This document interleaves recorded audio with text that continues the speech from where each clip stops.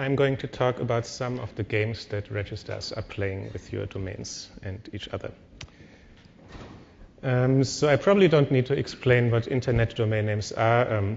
If you're using the internet, you directly or indirectly come in contact with them all of the time. They're used for addressing. So for example, when you send an email address to complain or congratulate the author of a paper, then you expect that when you send the email, it actually goes to that author and to no one else. The same when you visit websites, of course. Or there's also less visible ways how domains are being used. If you set up a domain, you need a name server to run it, and maybe you delegate the trust to someone else. And of course, you assume that this other name server isn't going to change. Or in web browsers, you can give permissions to websites to use the webcam or the microphone. And of course, you can cache those, and you assume that the website isn't going to change owners, so that suddenly a different owner can just use those permissions to spy on you. But unfortunately, the reality is quite different than that. All these mechanisms assume that you have constant ownership, but there's actually hundreds of thousands of domain names that expire every single day. Many of them are re-registered, and that could potentially be someone malicious that can then bypass your security mechanism. Okay, so since people put trust in domains, this trust can be abused when the domain changes owners, and related work has presented a number of attacks in that area. So for example, you can register domains to take over email addresses, and if this email address has permissions to kind of control other resources, like an IP prefix or autonomous system, then these can be yours. Or you can control the domain used by a software update server. You could potentially infiltrate code onto those machines that will be executed. And in those scenarios, transport encryption like SSL doesn't even help you, because if you control the domain, then you have the right to own the certificate too. So, well, I mean, I'm coming back to the previous example that I gave on the slide before. If you have control over the domain name of a name server, then you can redirect traffic that is going to that domain. And actually, to give you a practical example, just a few months ago, a security researcher discovered that some domain names used by authoritative name servers of the .io zone had actually expired. And just by re-registering them, you can suddenly get access to all of the traffic, and essentially you own that zone. Assuming that there's no DNSSEC in place, of course. But I mean, that's just to show you that these attacks are real. You take over a domain, there's many bad things that you can do. But it's not only that. I mean, those attacks are bad, but it's only the tip of the iceberg of what's actually possible. There's also the much broader category of annoying behavior. For example, assume that you're going back to some city after many years, and you just type in the website of your favorite restaurant or bar, and you get something like this. So presumably the restaurant has gone out of business, someone else took over the domain name, and now they just use the traffic that is still going there to make some money. And that's actually a strategy that scales relatively well. I mean, if you make even just a few dollars above the yearly registration cost, you just register hundreds of thousands of domains, and you make quite some money out of that. Well, ICANN is the organization that is kind of responsible for controlling the root zone, and they don't really like this. In a different context, they called it a form of internet graffiti and profit-making abuse.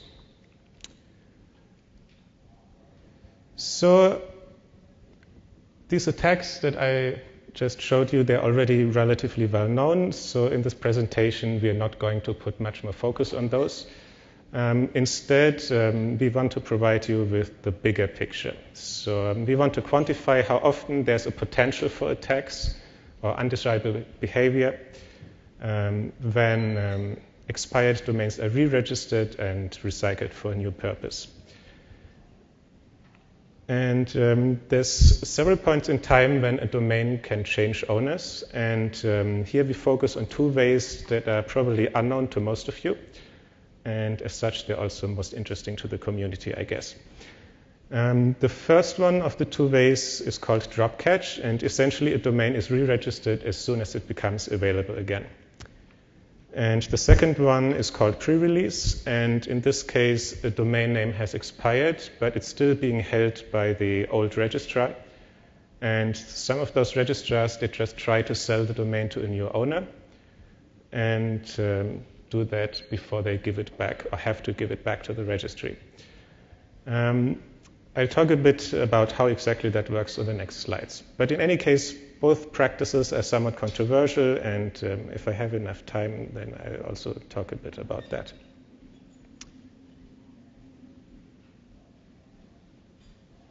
But well, in any case, one of the main contributions of this paper is that we look at how domains change owners, and it turns out that it's actually quite competitive.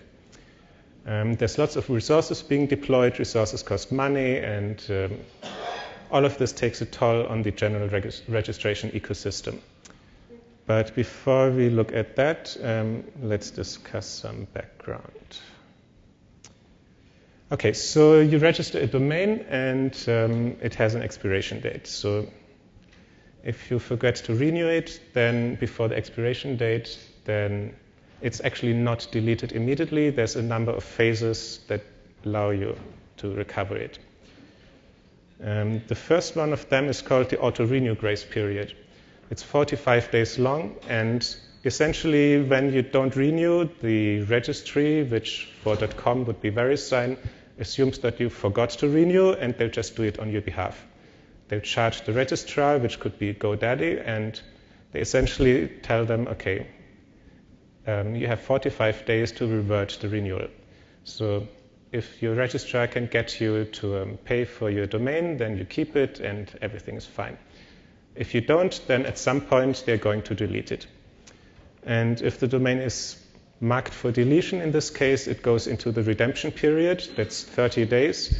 And in this period, it's in a somewhat locked state because it's not listed in the zone anymore, so you can't resolve it. And the only action that you can do on that domain is to restore it, and for an extra fee, of course. If you don't do that during 30 days, then it goes into the pending delete phase. That's 5 days. There's nothing you can do about it. After those 5 days, it's going to be deleted, and it's available for the first person to re-register it. There's actually more details to this, and if you really care about those, you can read them in our MC paper from last year. Now, I said that anyone can re-register expired domains or domains that have been deleted, but it's first come, first serve, of course. So if you really want it, you need to make sure that you're the first person to do that. And depending on the zone of the domain, they're actually deleted in a daily period that's called the drop. And for .com and VeriSign, that would be 2 p.m. Eastern Time.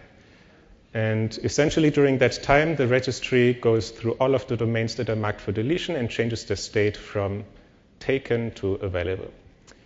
And if you can reverse engineer the order in which those domains are traversed, then you can be faster than your competition. And if you're the first one, then the domain is yours. So Dropcat services offer exactly that service.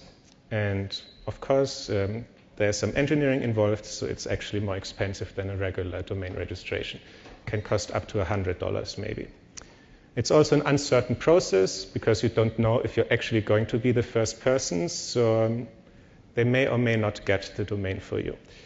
And that's why there's actually a second way of doing things. So some registrars came up with the idea, okay, we still control the domain during the auto-renew period, so why don't we just try to sell it to someone else?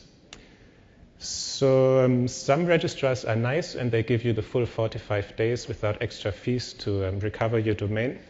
But for example, if you're with a market leader, then they allow you to recover your domain until the 19th day. And after that, they slap on an extra fee. And if you still don't renew until the 26th day, they're putting your domain name for auction. So at that point, anyone who's interested can bid for it and potentially buy your domain. It's maybe not very customer friendly, but you accepted their terms of service, possibly without reading them, and you got your domain names, so what can you do?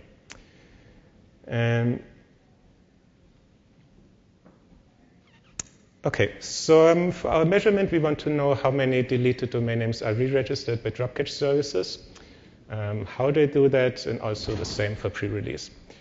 So for this talk, I'm actually going to simplify a lot, but essentially we can seed our experiments from lists of expiring and deleting domains that are prepared by Dropcatch services and pre-release platforms that they use to advertise the domains that they have in their inventory. So in our case, we used 4 different pre-release lists and 8 different pending delete domain lists. If you want more details about this, you can read that in the paper. And essentially, we took those lists, downloaded them every day. And for all of the domains on those lists, we made whois lookups every 2 weeks. And the purpose of that was that we can detect status changes. So for example, we want to see if a domain is being re-registered. And in particular, we want to know if it's being re-registered on the deletion day. Because if it's a deletion day re-registration, then we would consider it as being done by a Dropcatch service, which is somewhat of a simplification, but for this talk, that's how we're going to assume things. And we did that during 28 days last summer. We have a pretty large data set. There's actually 1.2 million .com domains on the pre-release lists, over 40,000 per day. But that doesn't actually cover all of the expiring domains because some of the registrars, they won't participate in this. And we also realized later that we didn't cover all of those lists. But in the end, if those domains aren't sold, they end up on a pending delete list. And there you can see, for example, that for .com we have 2.1 million domains. So that's actually like the number of domains that get deleted during those 28 days.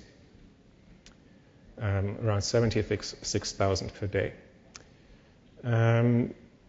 So that's the data that we collected for our measurement, and now we should have a look at what's actually in there. So I want to start by giving you some context. Around 1 year ago, there were 131 million .com domains that were registered in the zone. And during that month, around 2.2 million expired and were eventually deleted. That's around 1.7% of the entire zone, and to put that in perspective, that's around 20% of the zone over 1 year. So that's actually quite a lot of a turnaround. But deletions aren't that critical from a security point of view, but anyone could actually re-register those domains. So let's look at those. There were 2.6 million domain creations in August last year, and they are both new domains that never existed before, but also re-registrations. And in this case, you actually notice that the zone is growing. There are more creations than deletions. And in the paper, we also have 2 examples for zones that are shrinking, and in that case, that would be .biz and .name. Okay, so in our measurement, we found that of the 1.2 million .com domains on the pre-release list, around 71,000 were sold. And for the Dropcatch lists, we saw that around 10.1% of .com domains were re-registered on the very same day that their registration was deleted. That's more than for pre-release, and that's surprising considering that pre-release domains are sometimes cheaper than Dropcatch, and it's also less of a random process of whether you actually get those. We do think that the difference is mostly due to lack of awareness, and also the fact that the pre-release system is somewhat fragmented. So if you want one of those domains, you need to know which registrar controlled it. You need to go to their platform. The inventory is usually exclusive, so you can't get it anywhere else. But in any case, those numbers show that domains are frequently reused. Like 10% of .com domains get reused immediately. But that alone doesn't really do the topic justice. And in fact, many of these re-registrations are extremely early, and there's lots of resources that actually go into this. and lots of resources mean high financial interests.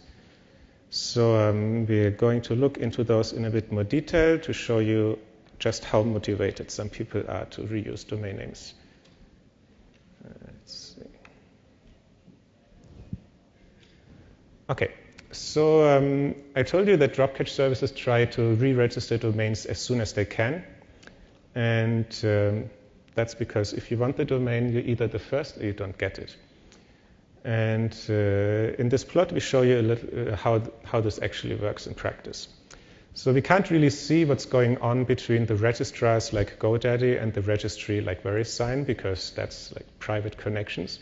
But we can glean some information from public data sources. So the most obvious would be timestamps of when domains were created. Now, unfortunately, for .com and .net, there are no timestamps. There's only the date, but not the time. But for .org, we do have timestamps. So in this case, we're going to look at .org domains.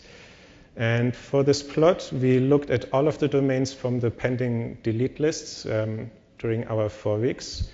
We filtered those to the domains that were re-registered on the deletion date, so the Dropcatch domains. And the plot has the time of day over the full 28 days. And you'll actually see that the x-axis is only a 10-minute time span on the day. But there's the whole process of re-registration starts at 2:30 UTC. And within 1 minute, you already have 60% of all of the re-registrations of all of the same-day re-registrations have already occurred. So there's a huge spike in re-registrations, and that is actually the drop, like the process when domains are being made available and they're snatched up immediately.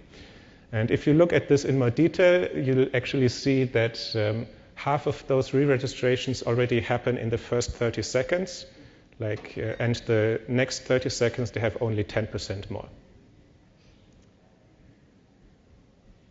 So again, this shows that there's a lot of interest in those domains, also a lot of competition that actually pushes those Dropcatch services to really be as early as possible. And it turns out that Dropcatch services need to deploy quite some resources so that they can actually successfully compete in this.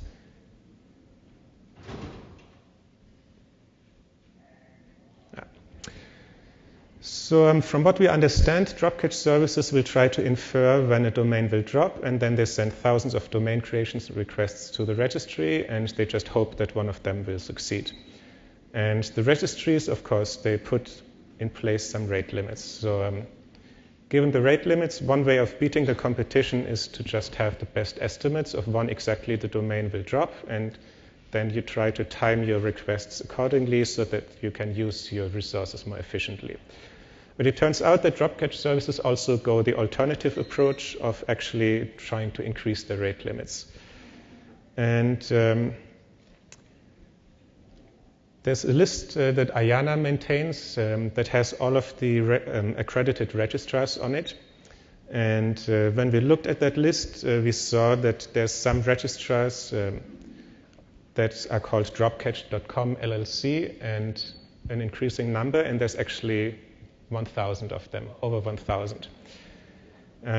There's also another Dropcatch service that had some fun picking names for their registrars. Charlemagne, George Washington, Napoleon Bonaparte. So we saw all of these, and we clustered them based on their contact information, which would be email address and phone number. And in this table, we see what we got out of this. So essentially, those are the largest clusters of registrars. And the interesting thing is that the 3 largest of them are all very well-known Dropcatch services. And the striking thing is that if you take those 3 together, they alone control over 3/4 of all of the accredited registrars that exist. But at the same time, they don't register that many domains. They are responsible for just around 8% of monthly domain creations. So you have a huge mismatch between the number of registrars and the number of domains that they actually successfully create. And owning a registrar accreditation isn't even cheap. like each one costs $4,000 in yearly ICANN fees alone, and I mean, you have all of the extra costs in addition. So essentially, some of the registrars, they spend millions each year just to maintain their accreditations. And in fact, there seems to be some kind of arms race going on between those registrars, because last year, Phoenix added 300 registrars and Dropcatch added 500 of them. So that's a huge cost. And all of this just to compete in the Dropcatch game. So, I mean, you see that there's a lot of money going into this, and this emphasizes once more that domain reuse can be lucrative, or at least some people think that it is. And in turn, for us, that means, like for us as people who come up with domain-based security mechanisms, that means that domain reuse is definitely going to happen, and often. All right.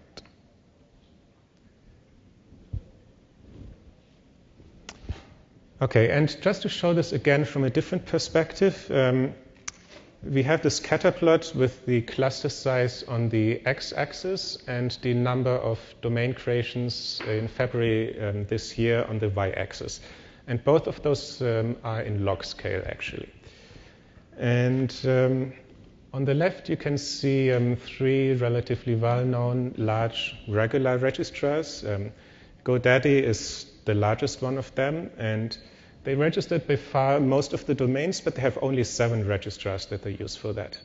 So you don't really need many registrars to register many domains. But on the other hand, the top 3 Dropcatch services, they have 2 orders of magnitude more registrars, but register more than an order of magnitude fewer domains per month. So, of course, you could say, why do we care about Dropcatch services? Having so many registrars, does it really hurt? And that's also a matter of perspective, of course. To give you just one example, ICANN requires all of the registrars to file a monthly report about their activity. And one thing that they need to report on is how many domains they attempted to create each month, and also how many were actually successfully generated or created. And regular registrars are usually going to have pretty high success rates. GoDaddy, for example, has 72%. Gandhi will have 99%. But if you're a Dropcatch registrar, it's pretty normal that you have a success rate below 0.05%. And as a result of all of this Dropcatch activity, 99.9% of all domain creation attempts in the COM zone fail. So only 0.1% of attempted domain creations actually result in a domain being created. And we did a conservative estimate of that, and we found that Dropcatch services are responsible for at least 80% of those. So in other words, a huge portion of all of the requests that go to the registry domain management system maintained by VeriSign, they're just from Dropcatch services that have very little output in the end. But they're having an outsized impact on the other hand.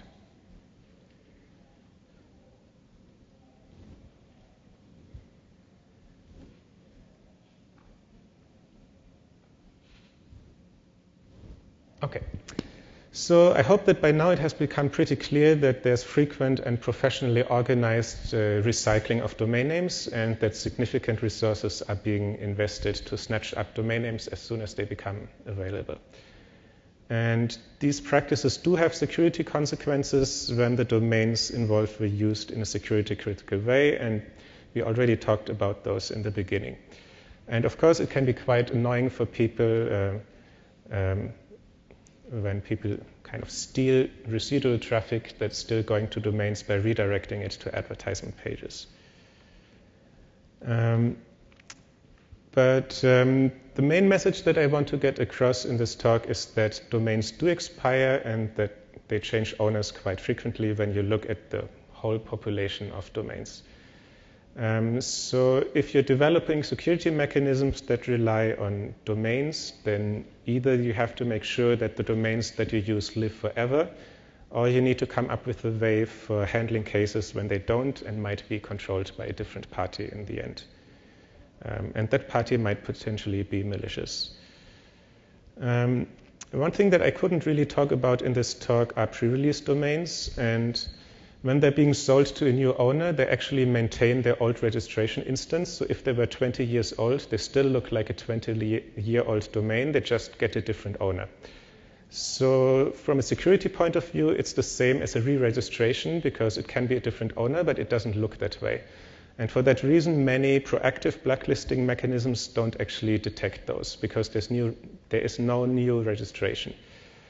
And in particular, the prior owner of pre-release domains isn't even involved in the sale. They might not even be aware of it, so they can't really avoid it or prevent the sale. So to cover these kind of cases, there's one idea that I wanted to float, and that is something like domain transparency. And the idea behind that would be similar to certificate transparency, which would be essentially a public log of domain registration and ownership change events. And the idea is that you could have this log and then feed that into security mechanisms so that when you need to know about those changes, you can just process them and reset trust.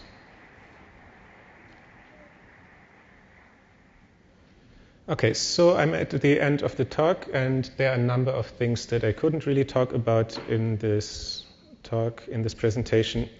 So, for example, there seems to be one Dropcatch service that does domain tasting. We have some results about auctions and prices, differences between the age and traffic of domains, and whether they get sold or re-registered. So if you're interested in any of those, then please have a look at the paper, or you could also ask a question about it right now. Thank you.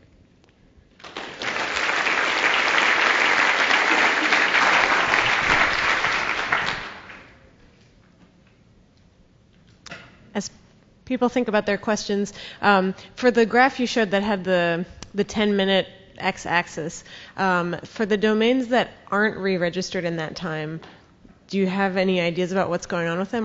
Does it just take longer for them? Are they not interesting for some reason?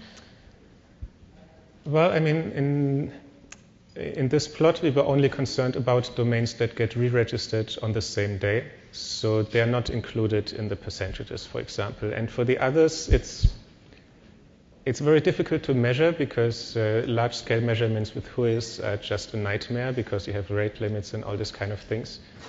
And you also never know when you can end because it's like an open-ended thing. Like, do you look for 6 months, 1 year, 10 years?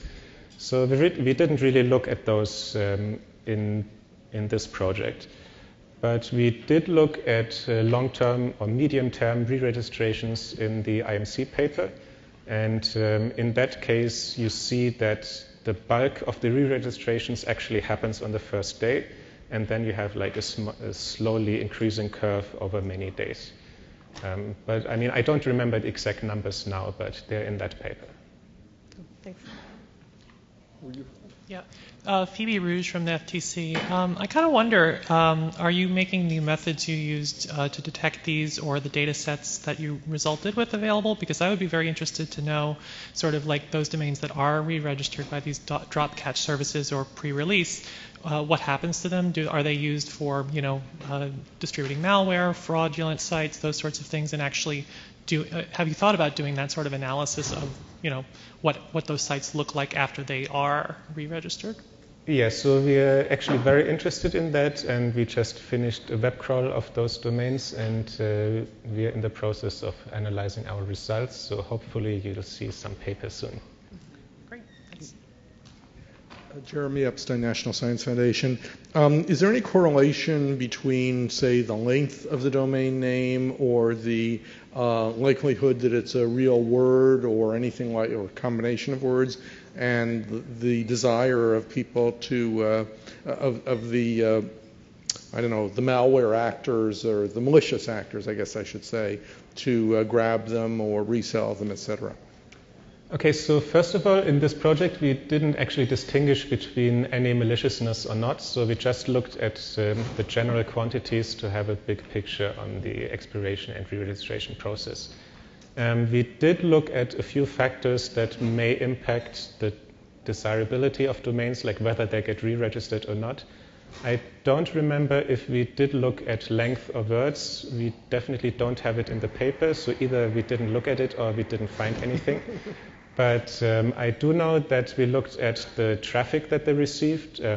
That's actually in some of the advertisement lists that Dropcatch services publish. They also have like a traffic score. And like pretty obviously, more traffic means the more higher likelihood that they get re-registered. Mm-hmm. And the same for the prior age of the domains. So if a domain was 20 years old, then it's extremely likely that it gets re-registered, even though there's always a few that don't. Mm-hmm. And the younger the domain, the less likely it gets. Daniel Sokola from Heise Media. Are you aware of any registries trying to fight this kind of business, or are they happy to receive the fees from all the numbered registrars?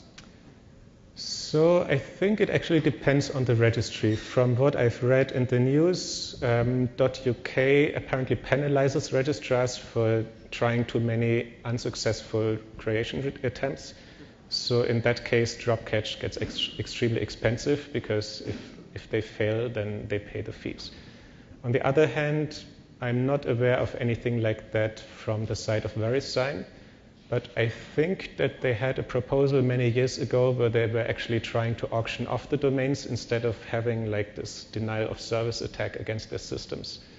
But that failed for various community issues with that. Is anyone running a lottery? A lottery? I'm not aware of anything like that. Okay, thanks. Hi, Yossi Oren from Ben-Gurion University, Israel. Fascinating talk, Tobias. I'd like to kind of follow on Phoebe's question. Did you see any evidence in Black Hat forums, SEO forums like hacking.ru and similar sources about people teaching each other about Dropcatch services and what sort of things you can do with them? They have a lot of tutorials, I know. So did you have any evidence that hackers are learning about these services and using them? Actually, my personal impression is that you have relatively few malicious or outright malicious users of Dropcatch domains just because they're so expensive. I could imagine that there's possibly a few targeted things where you actually want that domain because you can actually attack a specific person or service. But on the other hand, like on the large scale, I think that many of the malicious domains get just re-registered a few days later because it costs the regular fee instead of like 10 times more. Mm-hmm. But I think that the whole Dropcatch ecosystem is largely driven by domainers that register them for speculative purposes, like trying to either resell them or monetize the traffic that goes there.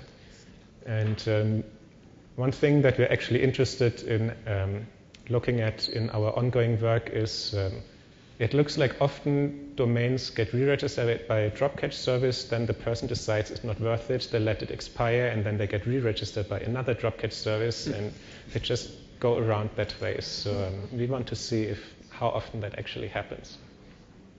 Okay, thank you very much. And then from IBM, I was curious about the incentives of, say, VeriSign to let the Dropcatch services maybe do what they do. For instance, do they have a fee per register per year, and therefore it's interesting for them to have a lot of registrars? Yeah, so I think ICANN gets the $4,000 fee, and there's potentially also extra fees that go to each of the registries. I'm not entirely sure on this, but in any case, for the registry, each domain that they have in their zone, there's fees that come from that. So, yeah. So would you say that this is maybe one of the reasons that the problem is not addressed by the registrars? Or, yeah, that would be too much, maybe. I mean, that's pure speculation from my side, so I don't really know. But I mean, the fact is that some registries don't like it, and others have less of a problem with that. So, yeah. Thank you.